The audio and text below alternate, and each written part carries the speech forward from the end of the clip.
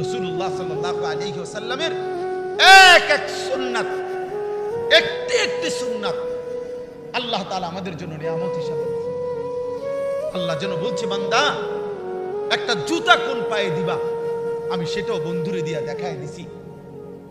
এক গ্লাস পানি পান করতে কয়টা নিঃশ্বাস ফেলবা, আমি সেটাও আমার বন্ধুর মাধ্যমে বলে দিয়েছি।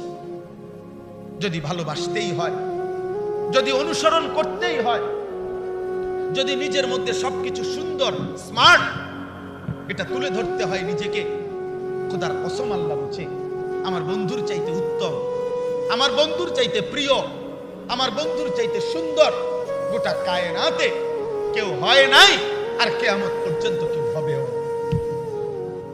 হবে কি?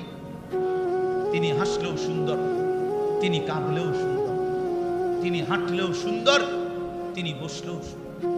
১.৫ লাখ সাহাবী, লক্ষের চাইতে বেশি সাহাবী নবীজিকে কত ভাবে দেখছে, কত ভাবে দেখছে। কেউ পূর্ণিমার রাতে দেখছে, কেউ অমাবস্যার অন্ধকারে দেখছে, কেউ একাকী দেখছে, কেউ সবার মাঝে দেখছে, কেউ খোলা মাথায় দেখছে, কেউ মাথায় কাপড়ওয়ালা দেখছে, কেউ চাদর পরা দেখছে, কেউ ভিন্ন ভিন্ন কালারের চাদর গায়ে দেখছে। যে যেভাবে দেখছে, আল্লাহ কসম বন্ধু প্রত্যেকেই সাক্ষী দিছে, ইয়া রাসূলুল্লাহ আপনার চাইতে সুন্দর এই দুই নয়নে আর কাউকে দেখি।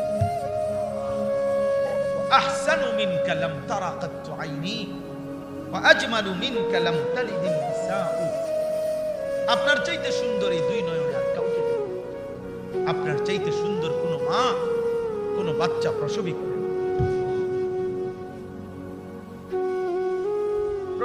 না।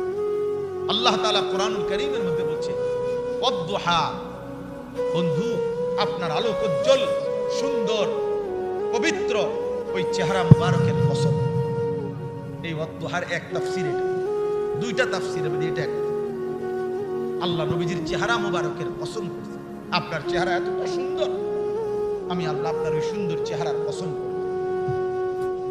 ওয়াল-লাইলি ইযা সাজা, এইটার একটা তাফসীর হলো বন্ধু আপনার সুন্দর চেহারার সাথে মানানসই ঘন কালো যেই চুল আপনার মাথায়, আপনার সেই ঘন কালো চুলের কসম,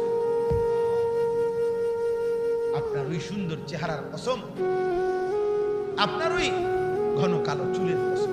আপনার চুল বড় সুন্দর, আপনার চেহারাও বড় সুন্দর। এই জন্য বাপ নবী সাল্লাল্লাহু আলাইহি ওয়াসাল্লামের চেহারা মুবারক ছিল, দাড়িওয়ালা চেহারা, আর আল্লাহ তাআলা সেই চেহারা পছন্দ করে কসম করছে। নবীজির চুল ছিল পেছন দিকে লম্বা, আর সেই চুলের কসম আল্লাহ করছে। এই জন্য যুবক, ডান দিকে চুল, বাম দিকে সামনে যাদের চুল বড়, এটা ইমানদারের চুল না। পৃথিবীর কোন ইমানদারের চুল এই ডানে বড়, বামে বড়, সামনে বড় হতে পারে। এই কাফেরের চুল, মুশরিকের চুল, বেঈমানের চুল, ইহুদি, খ্রিস্টান, হিন্দু, বৌদ্ধ, নাস্তিক, মুরতাদ, নাম বংশ পরিচয়হীন কোন মানুষের চুল হইতে পারে, ইমানদারের চুল না। ইমানদারের চুল, দাজ্জালের চুল। যত হাদিসে নবীজি বলছেন দাজ্জালের কথা, প্রত্যেক হাদিসে নবীজি সাল্লাল্লাহু আলাইহি ওয়াসাল্লাম বলছেন দাজ্জালের চুল হবে এলোমেলো, কাতা, জুফালুশ শা'র, জা'দুর রাস, শাদীদু জুউদাতিশ শা'র। সব দাজ্জালের চুলের ব্যাপারে আল্লাহ